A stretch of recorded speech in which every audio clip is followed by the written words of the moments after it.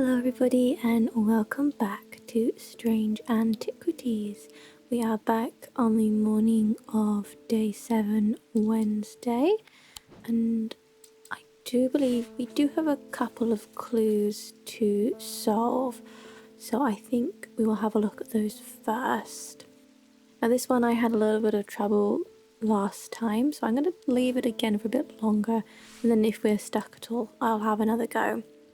But for this one, I think we shall see what we can do for this one. So, let's see.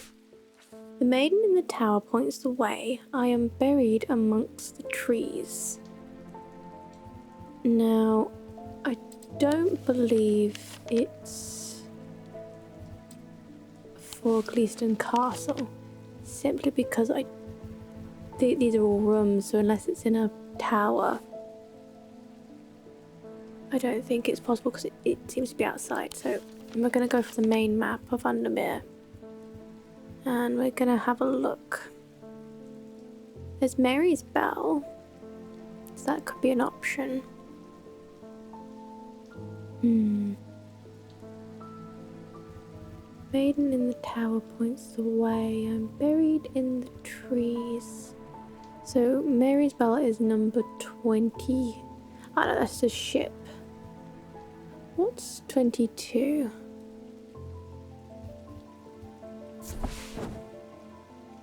I climb the narrow winding stair to the top of the tower and water to views across Lake Undermere. I'm not alone in the tower. Standing in the centre of the circular platform is a statue of a young woman. The maiden, her outstretched arm, points due east across the rooftops of Undermere and beyond. Due east. So if we go from 22, 27 is also an option because it's in the forest. But due east. Here? No. Here we go, me being bad at directions again. Ah, there we go.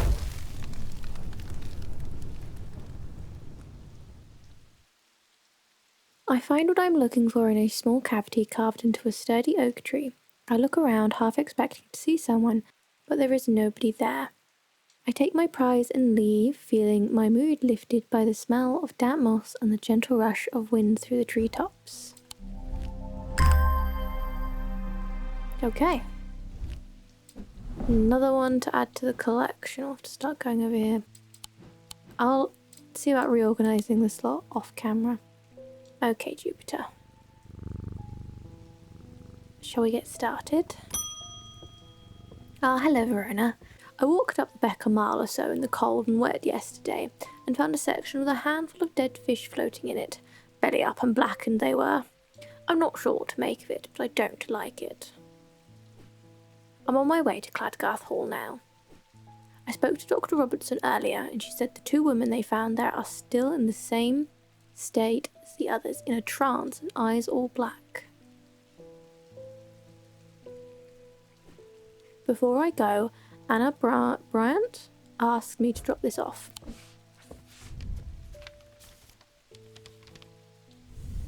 When we were kids, we used to explore an abandoned house on the lakefront.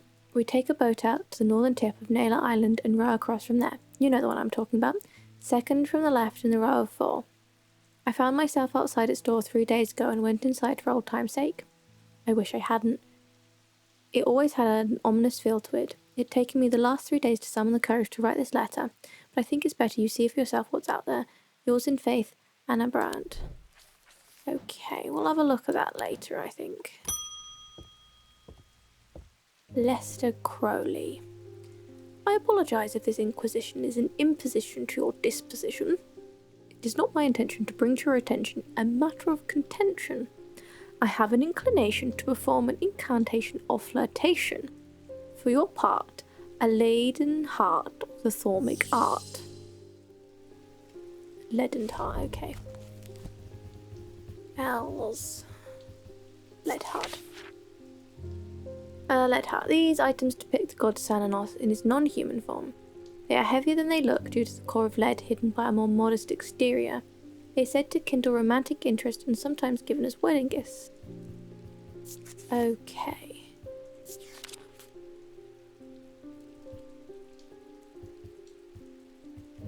What else?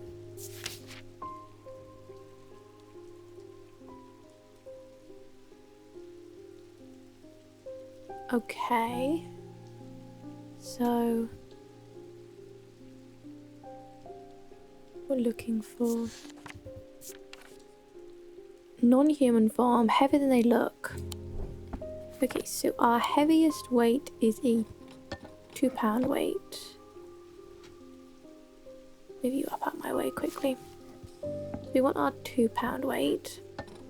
And then clay, nothing to remark. This is antlered. It is heavier. Let's see, do we have anything else that's similar? Pendant. No.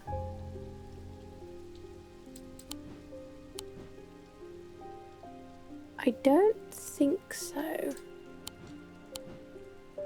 Nothing that gives us the concept of Cernunnos because of his antlers. It's in his non-human form, so since he's depicted as a man with antlers, I'd assume he's similar to a deer or a stag. Let's go with this. Yeah.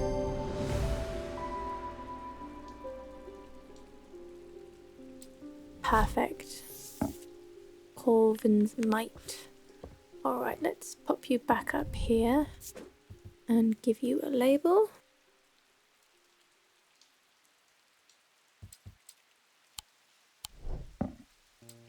Shuffle that back across. Angus Eaton. Oh, you're not Eli. I'm returning an item you asked for me to repair. The mechanism was mangled, but I replaced all the springs and given it a clean. Good as new. Alright. Huh. Ooh. I don't think I'm going to figure it out just by sitting here and pressing it, but it was worth a quick go. We'll just pop you over here.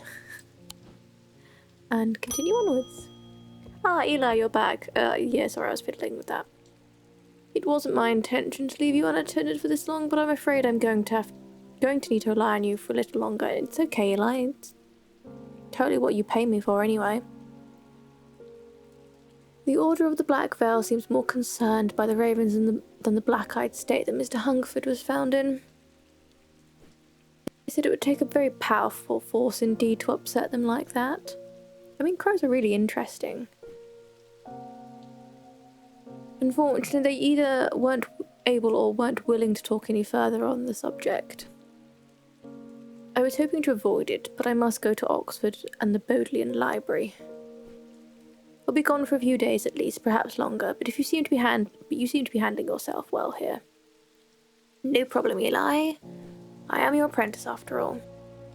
I do not see eye to eye with the head of collections at Bodleian, but I do know he takes an interest in horticulture.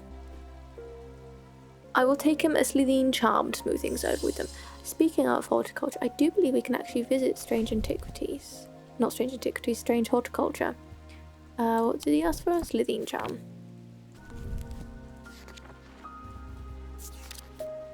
Older Slitheen charms are carved out of wood, but the more powerful designs make use of the planetary metals. No two are identical. They're used by horticulturalists to encourage stubborn plants to thrive. They change with the weather, usually quite cold, but are warm and tingly to touch while it's raining. Aha, well, let's quickly just grab a few and see if they are warm at the moment. That one is warm. Warm and vibrating with energy. Okay, this is our other option. Let's quickly just pop them down here. Anything else? Okay, nothing about how warm or cold it is. I think that's all the metal things that are unlabeled. So, quite cold, warm and tingly to touch while it's raining. Okay, so we've got two that are warm because it's currently raining. Okay, older ones are made out of wood, but the more powerful designs make use of planetary metals. So we want... Okay, so planetary metals. Copper, gold, iron, silver, quicksilver, lead, and tin.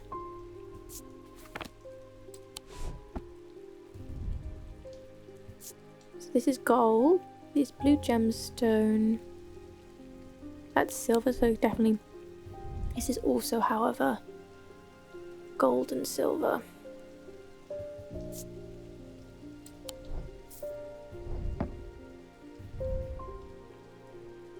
This one just says it's warm. What's this? It's a blue gemstone, so let's have a look. The one in it is dark, so I don't think it's turquoise. Kyanite anchored between body and mind. Don't think so. I think we'll go with this one. Also, it does sort of give the idea of being for a plant thing, 'cause it has leaves. Hi, gold and silver planetary metals, the leaves, yeah. And collections, yeah, perfect. Diverging hook. So we want to just hang this up. Give it a quick label.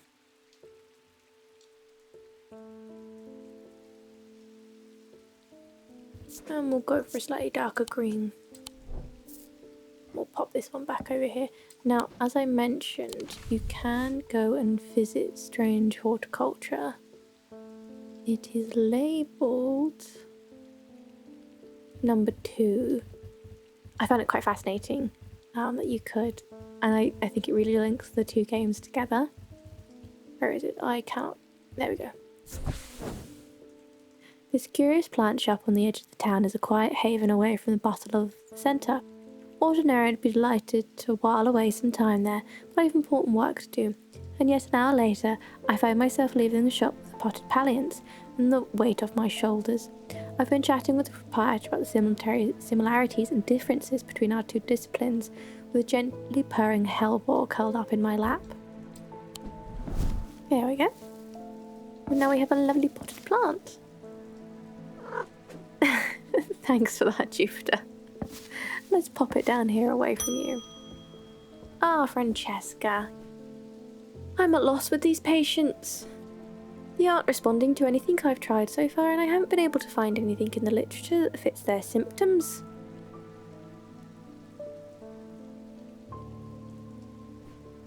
I'm finding that they become violent if they aren't restrained, and they're always trying to leave. If nothing else, Dranthium tea from a restful mother might get a moment of lucidity out of them, but if you've got any ideas, then I'm all ears.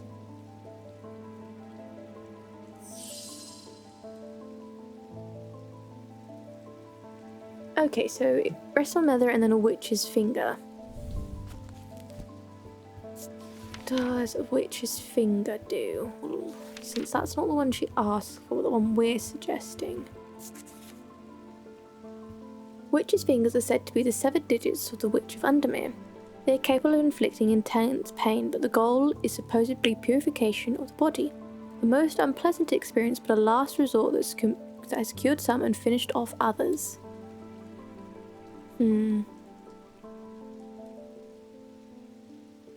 I think we'll ignore that one, since it's the last resort. Let's try the Restful Mother first.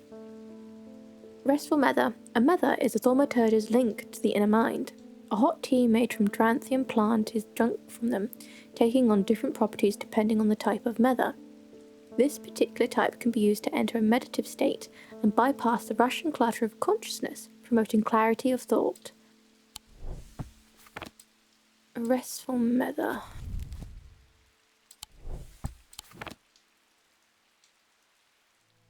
It's one of the cups, but it doesn't have any decoration. Oh wait, this one doesn't have the third handle. These two though do though. But it didn't make note of any gemstones, so...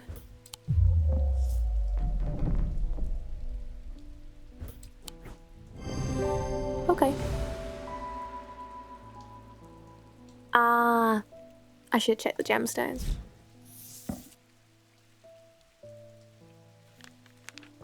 Okay.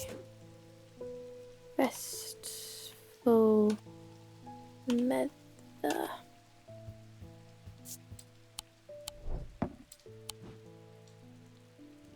Alright.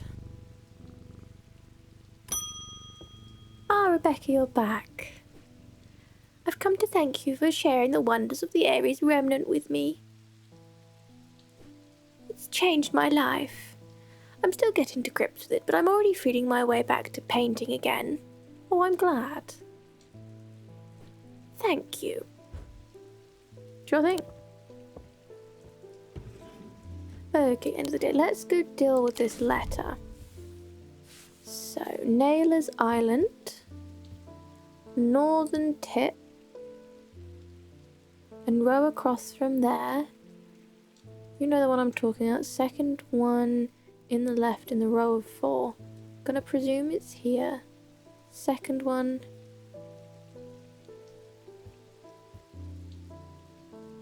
From the left, row of 4. I don't know exactly what I was expecting to find. Anna's letter was quite vague after all, but I certainly wasn't prepared for this. In an alcove of the house, peering out through loose mortar and crumbling brick, is a macabre shrine of sorts.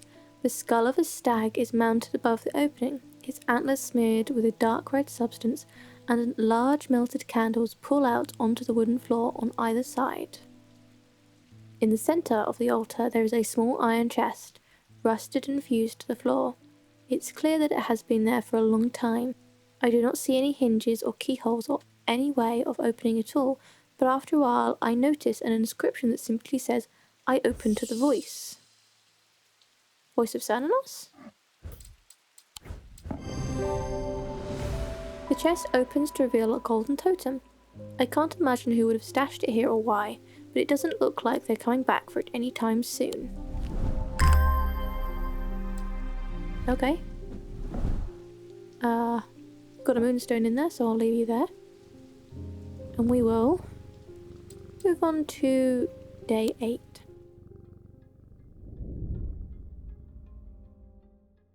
He knew what he had to do. Without hesitating, he took hold of his diverging hook and used it to cut away the infected part of his mind before it could spread and consume him entirely.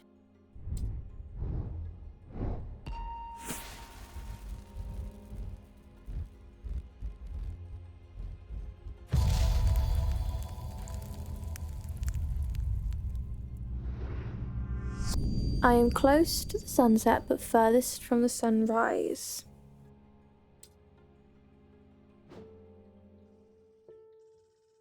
Okay.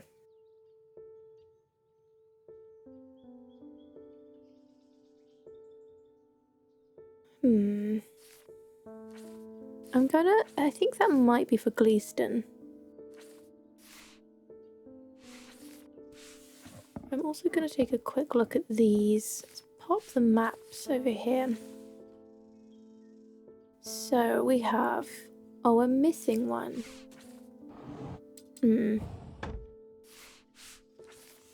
That's annoying. Okay, maybe I'll leave it a bit longer then until we have all 4. Let's see. Might try and do some of the Gleeston Castle exploration. So, I'm closest to the sunset but furthest from the sunrise. Okay, we're talking about a tower. And there's 1, 2, 3, 4. Okay, so the sun rises in the east, I think, and sets in the south. I am terrible with directions, so if I am wrong, please do not roast me in the comment section. So we want close to sunset, so we want a south tower, potentially a southwest tower. So this is north. So these would be the south towers up here. This one? No. Okay, we'll try the other one, and then if that's wrong, I will give up on the current clues. Ah, there we go. Wrong tower. The door to the south tower is locked. I realise that I am glad that it is. It would have been a betrayal of Edmund's trust. Oh, okay. He must have asked me not to. Huh. Okay. I must have forgotten which one he wanted me to. Let's see, upstairs, left, then left again. Second on the right is where I spend each night. I still cannot figure this one out. So if we go up the stairs into the second floor, or the first floor really, there isn't really a way to go left and then left again. So I really don't know.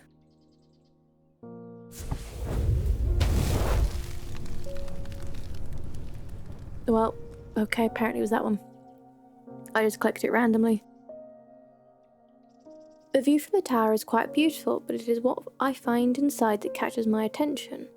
In the middle of the room is an unlocked wooden chest, and within that, not one but two smaller wooden chests, along with a cryptic scrap of paper.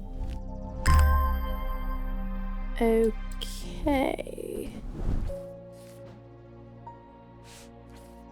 Let's put those away. I will pop them here and here. And that does mean I still haven't figured out that other one. But honestly, I have no idea. Up the stairs. I think this is right. This is left. And you can't quite go left, can you? You have to go forward. And then left.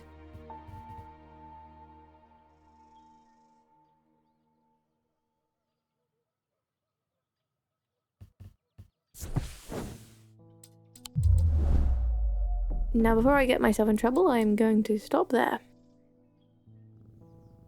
Give Jupiter scritch, and actually get on with the day. Ah, Francesca. As if I didn't have enough on my plate now, my sister Bonnie's been acting strange lately. She never got over the death of our father. She's always blamed Mr. Potter for his role in it, and now, with all this happening, she's got it in her head that he's behind it somehow. I'm worried she's going to do something stupid. If she comes in here, whatever you do, do not give her anything dangerous. I don't think I would anyway. I want to give her a keepsake to let her know that she's still loved. I've seen people gifting one and other wooden totems, but I don't know what they're called.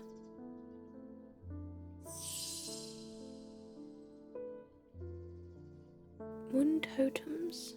Horn shackle?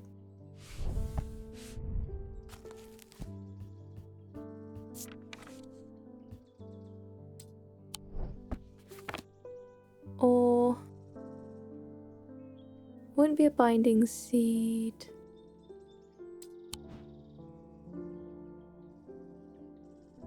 Maybe a moon heart?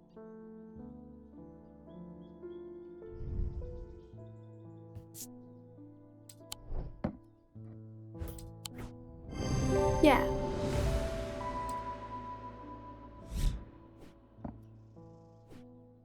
Thank you. Unfortunately, I have some bad news to share. Jack Hungerford has not responded well to the Dranthium tea. If anything, he appears to have sunken deeper into the trance. Oops, maybe we should have done the witch's finger. I daren't try anything else in case I make things worse. Okay, my bad. Ah, Verona. Those silly sots at Calgarth Hall wouldn't let me in to look around. It seems I've upset the little lord who lives there at some point in the past, and allegedly I refused to perform an exorcism on his haunted house. He didn't like my suggestion that it might be the local kids playing pranks on him because he's a mean old git. I'm not so easily put off this. Verona, do you have a Tenbrin cloak I could use this evening? I've got some sniffers. I told you she's my favourite character. I couldn't even stay to her accent because I was laughing too much. Alright, a Tenbrin cloak, right. Gotta focus now. Oh dear, that made me chuckle. I was trying not to laugh too hard into the mic.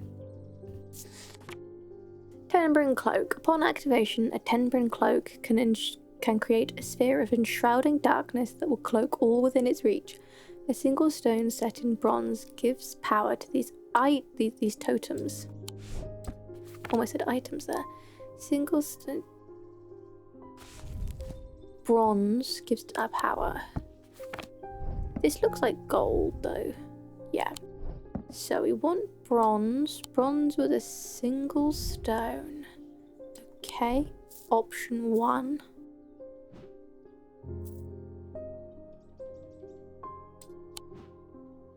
Option 2. If it is bronze. Yep.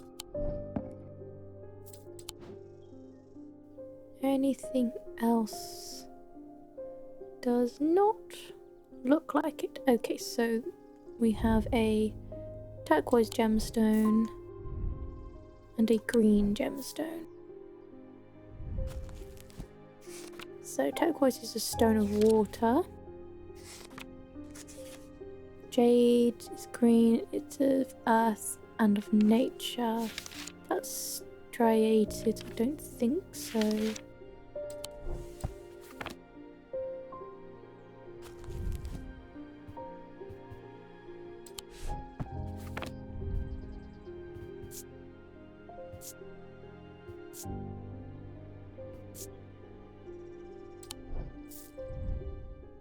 These are seasons, I believe, or something similar.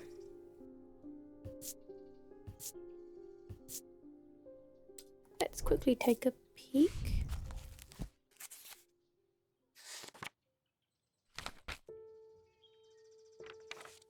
Yeah, these are weather ones. Let's try this one and hope for the best. Oh boy. Okay. So we don't have it. Unless I was wrong about this one, but I'm fairly certain this was the spirit eye. Which means I potentially need to go and figure out that other clue. Okay, I did resort to the hints. Because I could not figure it out, nor could I figure out the other clue. So it needed to have a gemstone associated with the night. Or something similar, and moonstone is it, and then it also needed to be set in bronze.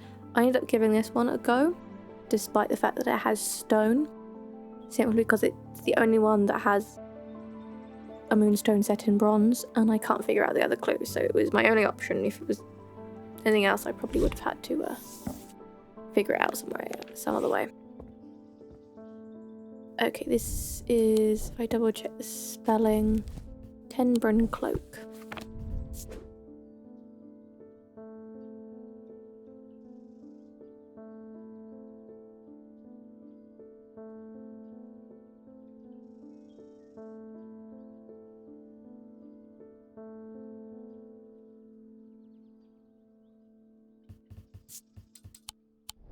Okay, let's hope we don't run into too many more problems today.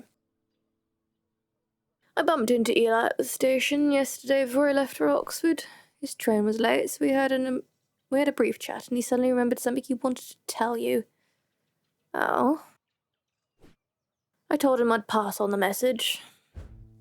Thanks. In other news, I've got a little something for you if you're interested. Sure. It's going to cost you, but it's worth it.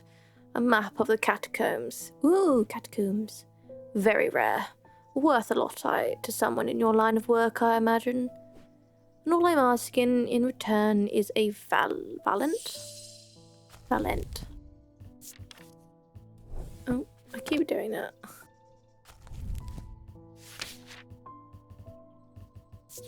So, the holes in a Valent are of roughly equal size and spacing. They are used by the adventurers to help them find the way. A curious pulse can be felt where the power concentrates.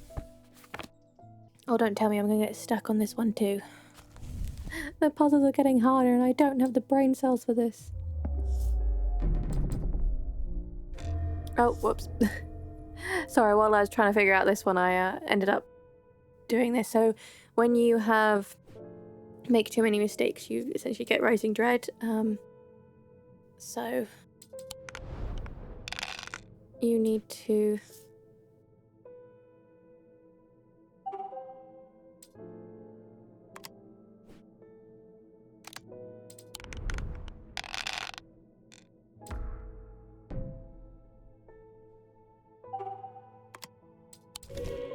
hopefully get out of this without dying.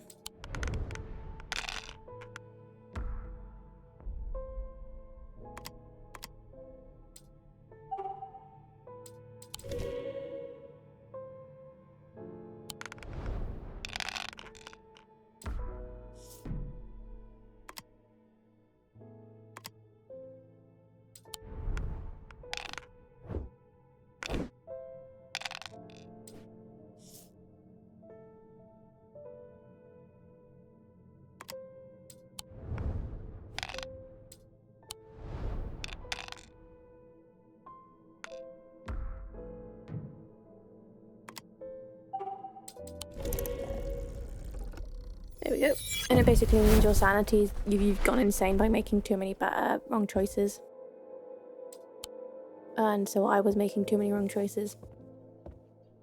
Right, I will be back once I have figured out what this guy wants. And hopefully I won't die again. Okay. I went with basically everything that had evenly spaced holes, and I could feel warmth or energy from. So, but here we are. Sometimes I end up having to guess. Okay, what's the note, Eli? I keep forgetting to mention it would be helpful for you to read Dr. Robinson's booklet on curses. You'll find it in the cupboard hidden in the counter. In here? Okay, and then we want this, so we need one here, maybe the 3 here.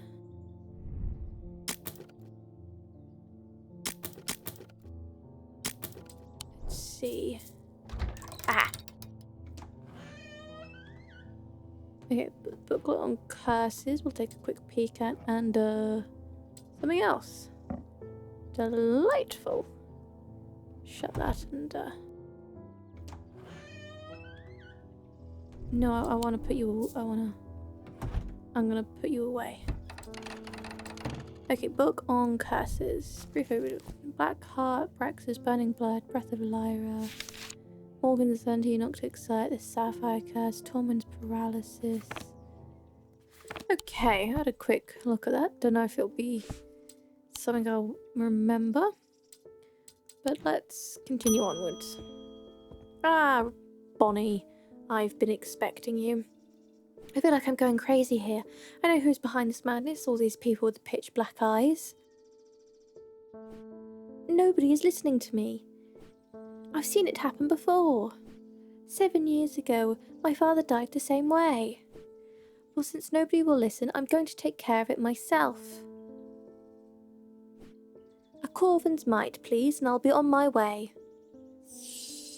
Okay, Grace, and a Corvin's Might. So, she wants a Corvin's Might.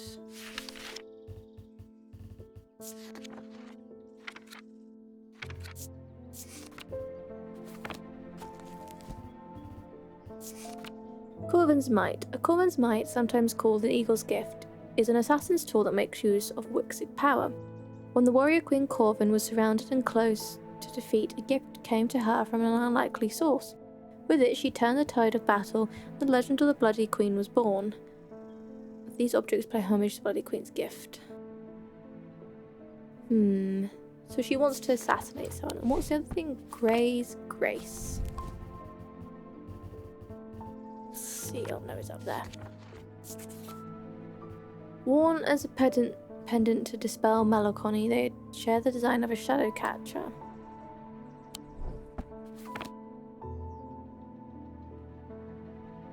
Okay, that's a shadow hold. This.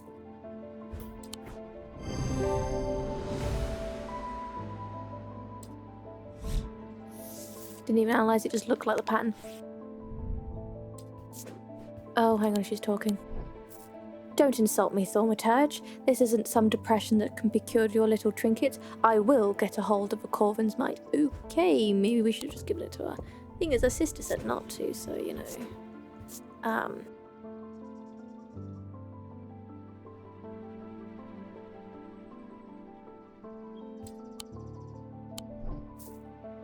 I don't want to be the bad guy, but, like, I don't think it's good for you to, try and kill someone. In fact, I think it's rather unhealthy. Okay. I think what we'll do is go grab our last clue and then I will leave you there. As his mind rolled in confusion, he watched through his remaining good eye as his partner lunged towards the satchel that contained the casket. To his horror, he saw that his partner's eyes were black.